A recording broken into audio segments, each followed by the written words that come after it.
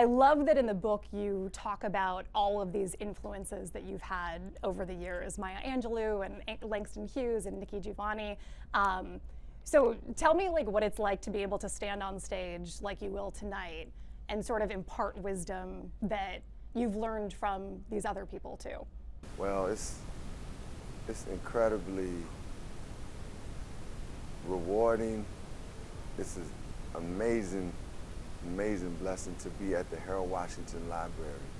You know, what Harold Washington has meant to me, like just as a kid, seeing the first black mayor of Chicago and his aura and his spirit and his smile and the way he brought us together.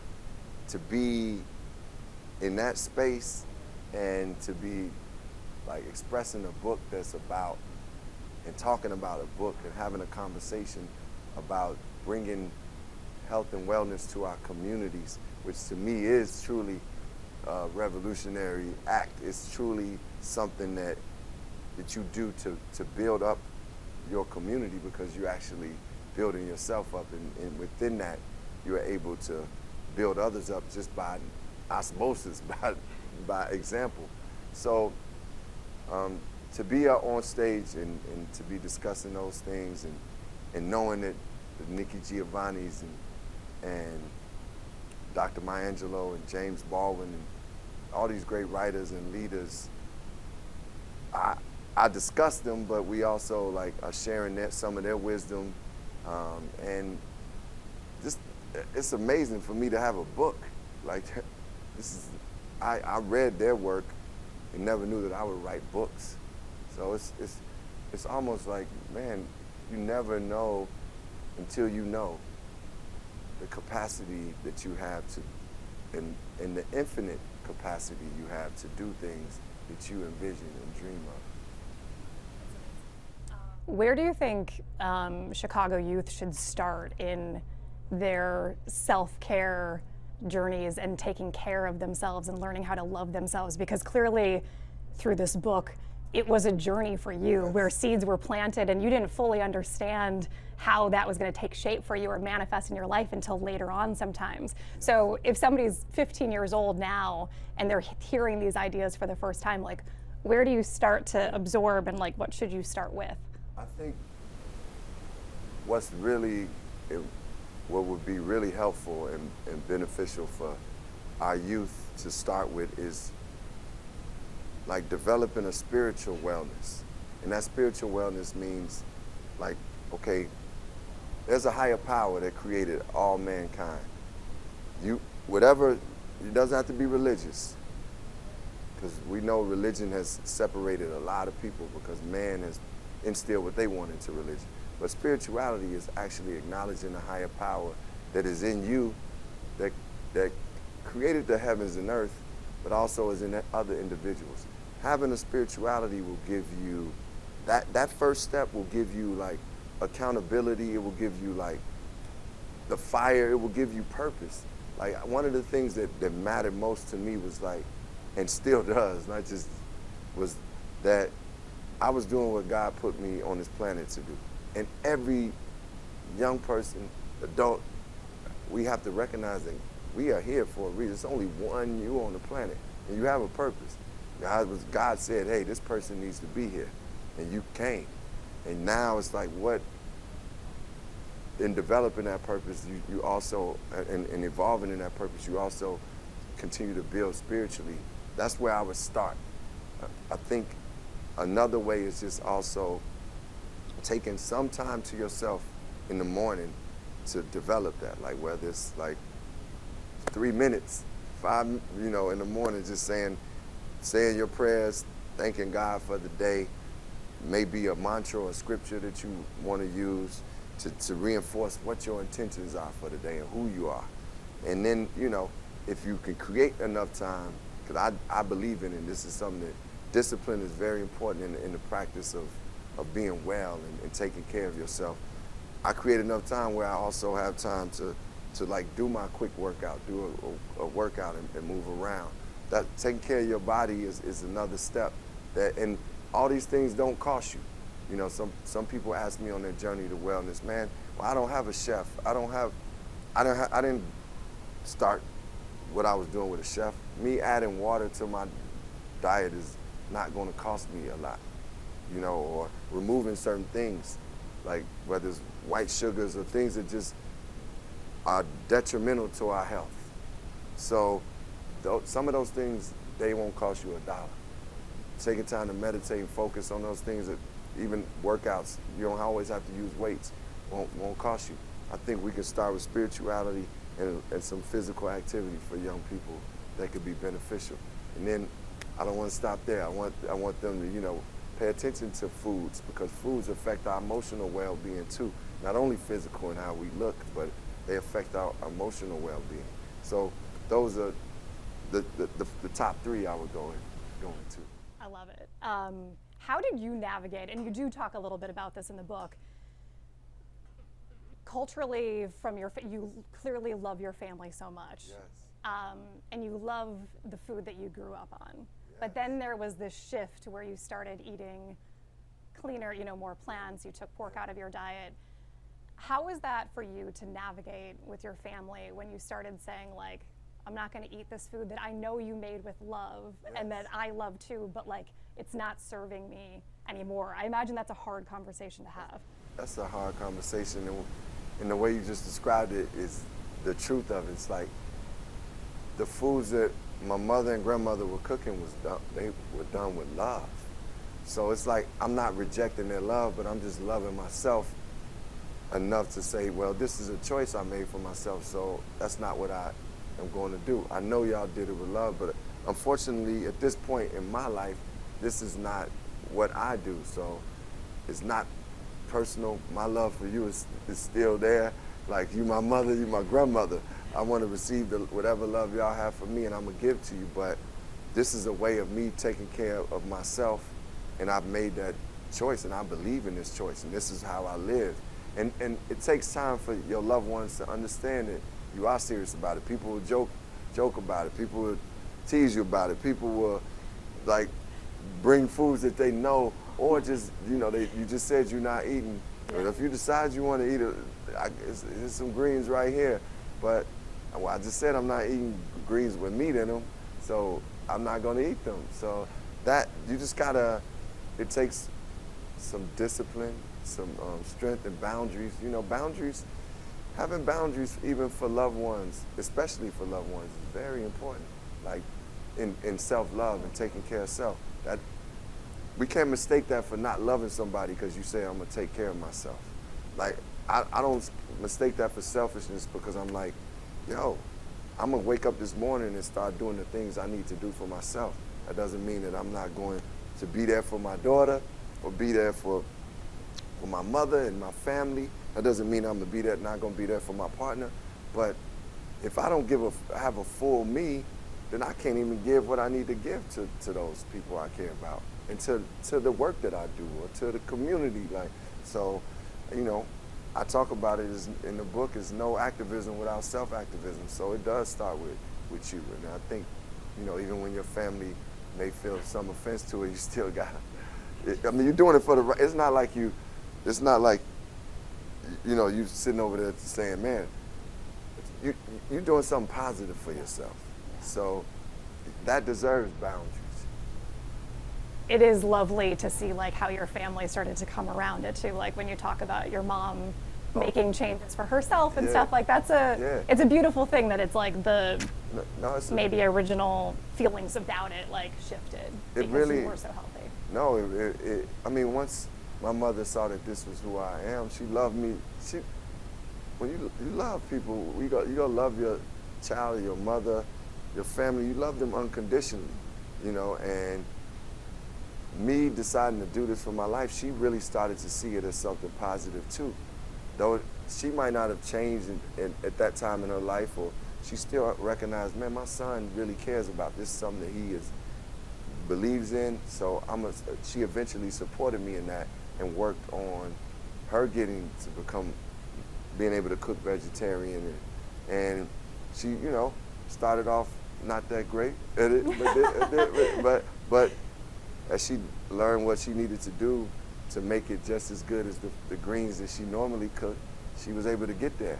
And so many foods now that exist, like you can get healthier options that taste really good, Yes. you know? So my mother went on her own wellness journey too, because she was dealing with a certain illness, and she started juicing and doing things and eating vegetarian at times, and she saw the changes that happened in her life. So she now has the balance. That doesn't mean she might not, she might eat her chicken or whatever she likes, but she also will make sure she's getting her green juices. My thing is like, you can't, vegetarian is not for everybody. Yeah. Vegan is not for everybody. Like, it makes me like, when I think about how sometimes in medicine, they can say, this works for everybody. Bodies are different. Certain people's bodies react to certain things. Some people, like, I've done those tests where it's like, okay, this vegetarian option is not good for my body.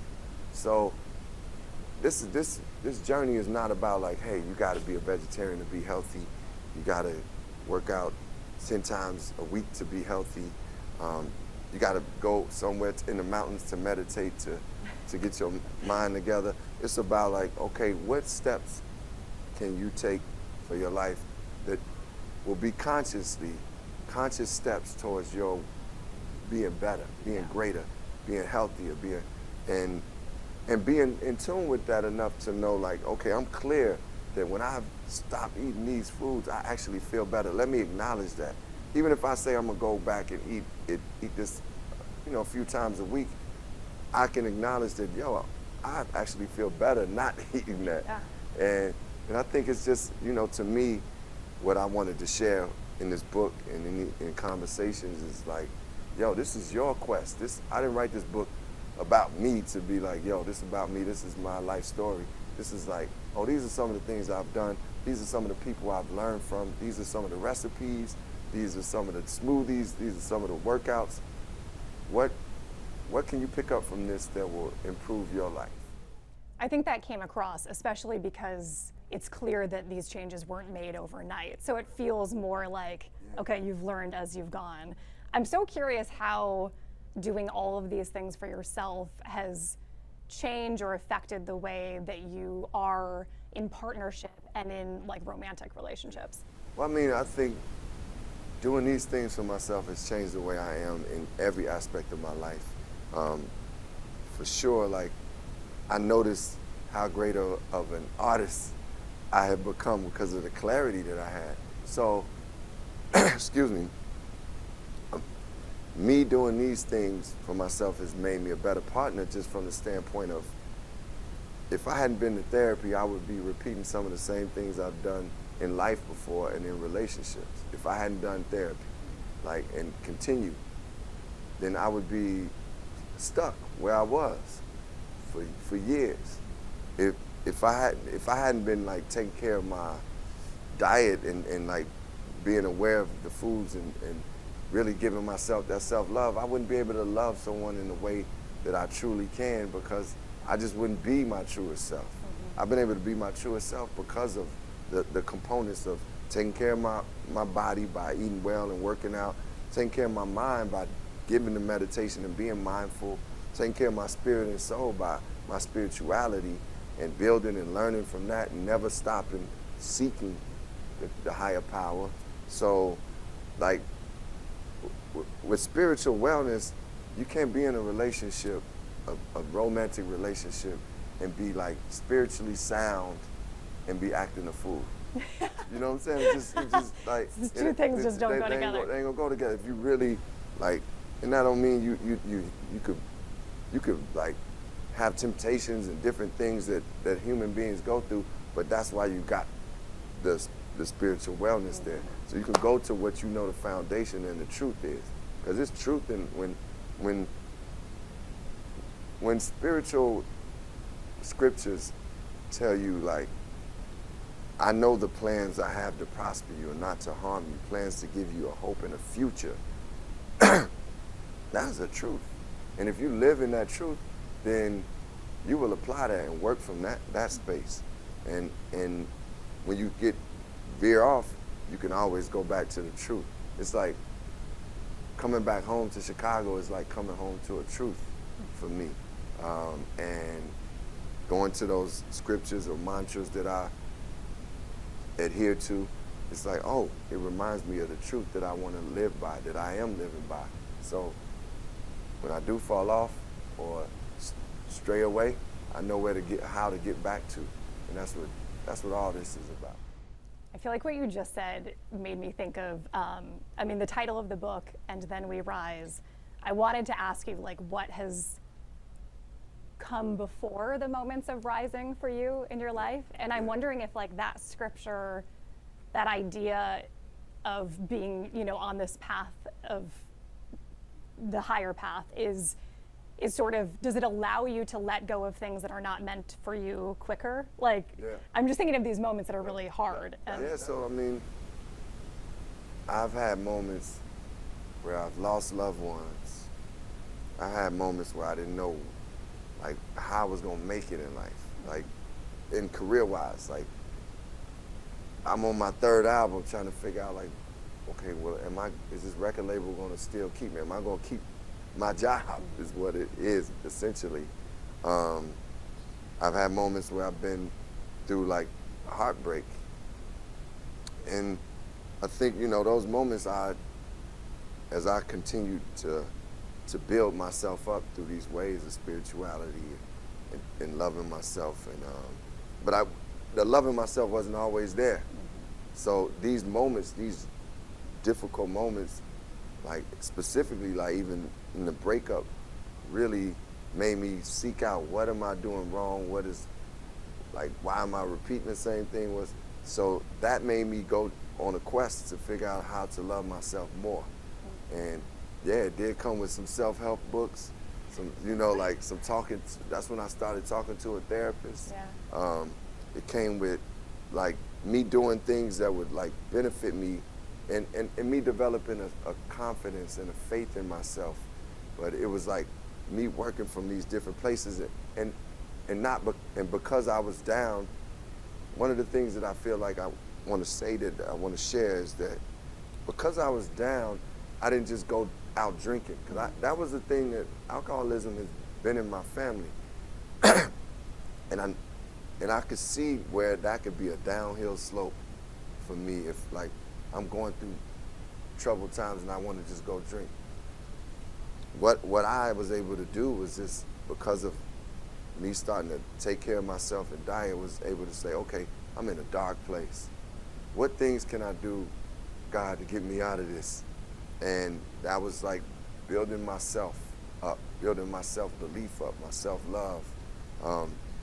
I started, so one of my acting classmates took me to yoga. I was like, this yoga is dope. Like, it was good for me at that moment. You find things that work for you at those moments. So I have been in those dark places, and it doesn't, like, it's not like, okay, I've been there 3 times and it's just never gonna happen again. It happens. Yeah. So now I've been able to develop certain things where it becomes more immediate, that I can go to a source, I can feel what I'm feeling, and then say, oh, I know what I need to do to get out of this feeling, to not stay in it so long. Before I would stay in it, and I could be there, and that could be, just detrimental to me being at my best and me being my happiest. So, all these things have, meaning the work of therapy, the work of eating a healthier diet, the work of working out, the work of mindfulness, and the discipline that comes with that. All those things have allowed me to work through the pain quicker and come out stronger and just be better through those difficult times. That's a heck of a lesson. Yeah. That's a really good lesson to impart on people. Yeah. 2 really quick questions, and then we'll let you go. Okay. Chicago has to know.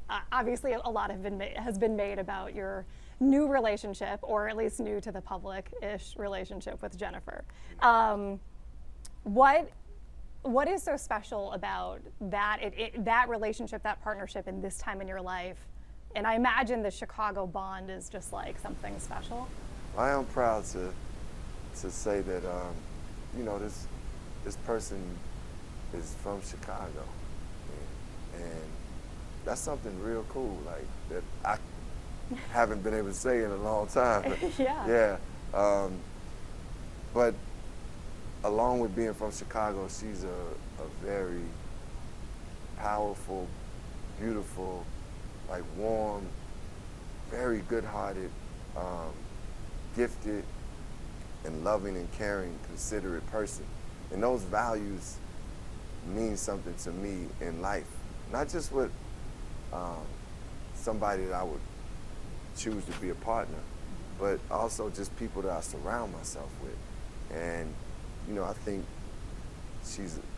her faith in God and her work on herself has allowed her to be like this bright light. And it's great to, you know, for me to just witness that and be around it. And I'm grateful for that, and grateful that we can say she's a Chicagoan. We can be proud that this woman is achieving at some of the highest levels, doing things that only like certain 17, 18 people in the world have won an EGOT. Mm-hmm. And Yeah. then to go on and have your own talk show and those things, it's powerful. It is powerful. You could be on that list too. Yeah. Soon enough. Yes, Soon enough. yes. Last really quick question. What's next for you?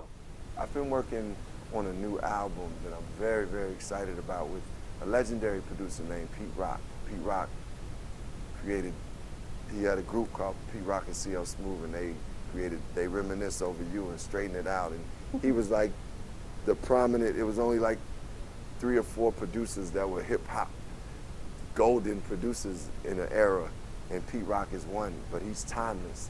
And the music that we're making now is like, I think because of the celebration of hip hop's 50th year, it reminded me how much people do love hip hop culture and music, and the purity of it, the traditional beats and rhymes, soulful, like clever lyrics. Like I witnessed it because I was a fan in the stands watching these groups perform, and I was like seeing big audiences just loving the music, and it just reminded me of all the love that we put into this culture.